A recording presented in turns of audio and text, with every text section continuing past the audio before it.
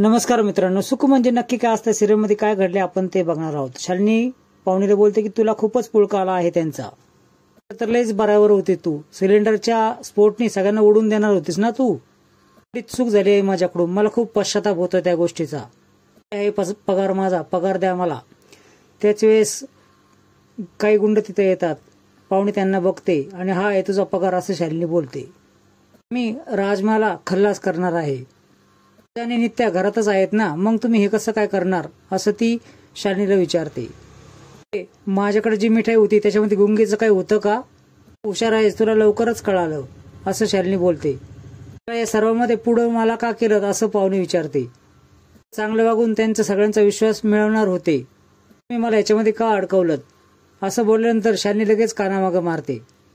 कानामागं मारून तुला घरात नेल्याने बाहेर काढलं होतं ना, कानामागं मला नित्याने मारली होती, बाकीच्यांचा याच्यामध्ये काही दोष नव्हता।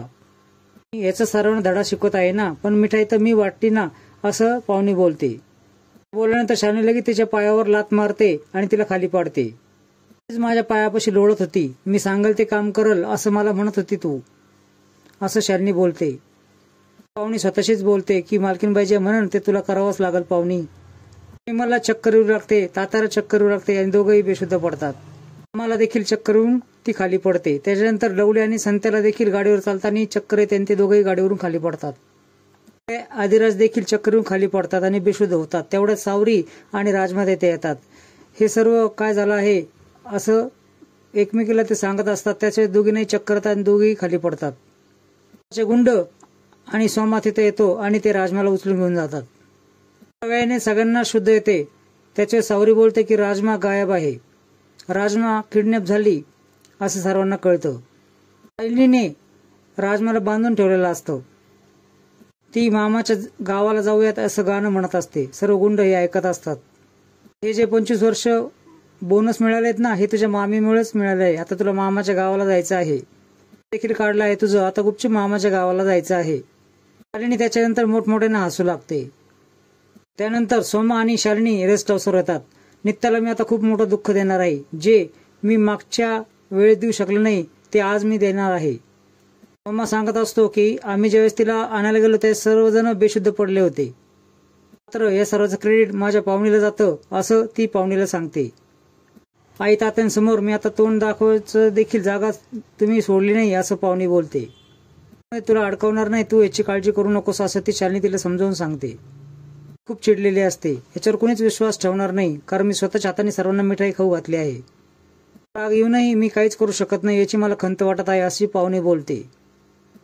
तिला समजावून सांगतो की कोणावर ओरडतेस, काय जरा भान आहे का तुला? तोंडातून शब्द निघाला ना तर तोंडामध्ये बोळाच कोंबेल असं सोमा तिला धमकावतो। आणि सोमाला बोट दाखवून काहीतरी बोलणार, तेवढंच शालिनीकडे बघते आणि शांत बसते।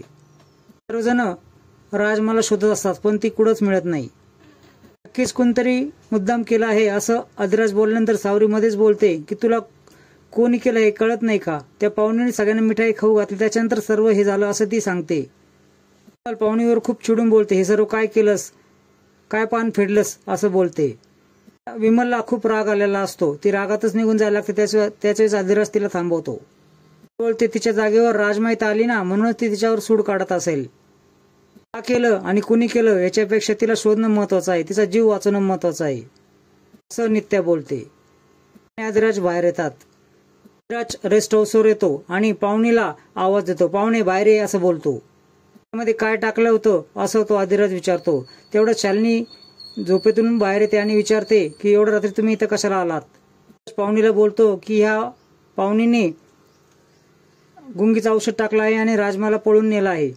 काय असं लगेच आश्चर्य दाखवते शालिनी। पाहुणीचं नाही, हे काम या शालिनीचं आहे असं नित्या बोलते आणि नित्या तिच्या अंगावर धावून जाते आणि हात उचलणार तेवढ्यात आदिराज हात पकडतो। हे काम मॅडम करू शकत नाही असं आदिराज बोलतो। खरं पाहिलं तर आदिराज आणि नित्याची ही गेम असते। दोघेही रेस्ट हाऊसवर यायच्या आधी गप्पा मारून ठरत असतात की पुढे जाऊन आपण खूप नाजूक पद्धतीने हे प्रकरण हाताळायचं आहे। पाहुणीला शालिनीच पाठवलं आहे हे आपल्याला माहीत आहे, मला वाचवण्यासाठी काहीतरी करावं लागेल असं तो बोलतो।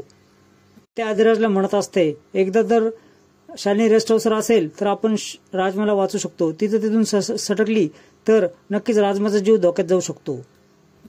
रेस्ट हाऊसवर जर अडकून राहिली तर आपण आरामात राजमाला शोधू शकतो. ते आहे माझ्याकडे असं तो बोलतो. बोललेलं नित्याच्या लक्षात येतं आणि ती शांत होते. शालिनी अधिराजला विचारते की तुझी बायको नेहमी माझ्यावर संशय का घेते रे? माफी मागतो. राजमाचा लळा लागला आहे यांना असं तो बोलतो. इतका विश्वास आहे का यांच्याबद्दल असं नित्या विचारते. आज यांच्यावर पहारा ठेव, नजर कैद कर यांना. ती लगेच लवली आणि संत्याला बोलवते. यांच्यावर लक्ष ठेव असं बोलते आणि कुठेही जाऊन देऊ नको असं बोलते. शालिनीकडे परवानगी मागतात. अधिराज देखील बोलतो की तुमचा याच्यात काही संबंध नसेल तर याची परवानगी द्या. काही केलंच नाहीये तर यांच्यावर पहारा ठेवायची काहीच गरज नाही. यांनी जर काही केलं असेल तर हे इथून निसटतील असं नित्या बोलते. लवली आणि संत्याला सांगतो मॅडमला काही त्रास झाला नाही पाहिजे. त्याचे दोघेही बोलतात की त्यांनी आम्हाला त्रास दिला नाही तर आम्ही काही त्रास देणार नाही. पाहुणे तिथून निसटते. मी इथून जाऊन येते असं बोलते. तू कुठं चाललीस असं शालिनी विचारते. नजर कैदीत तुम्ही आहात, मी नाही असं ती सांगते. पुढील भागामध्ये तुम्ही बघणार आहात की लवली आणि संत्या शालिनीवर लक्ष ठेवून असतात. त्याच वेळेस अधिराजचा कॉल येतो आणि ते तिथंच आहे का शालिनी असं विचारतो. त्यानंतर दोघे दार उघडतात तर शालिनी तिथून गायब झालेली असते. नजर चुकून राजमापर्यंत पोहोचलेली असते. राजमाला बांधलेला असतो. राजमाला मात्र शुद्ध आलेले असते पण शालिनीच्या हातात तलवार असते. शालिनी सांगते की ह्याच तलवारीने मी तुझ्या आईबाबांचे हात तोडले आहेत. भाग्य आता तुला देखील मिळणार आहे. असेच नवीन अपडेट्स बघण्यासाठी चॅनल सबस्क्राईब करा, बेल आयकॉन दाबा आणि स्टार प्रवाहावर ही मालिका नक्की बघा. व्हिडिओ पाहिल्याबद्दल धन्यवाद.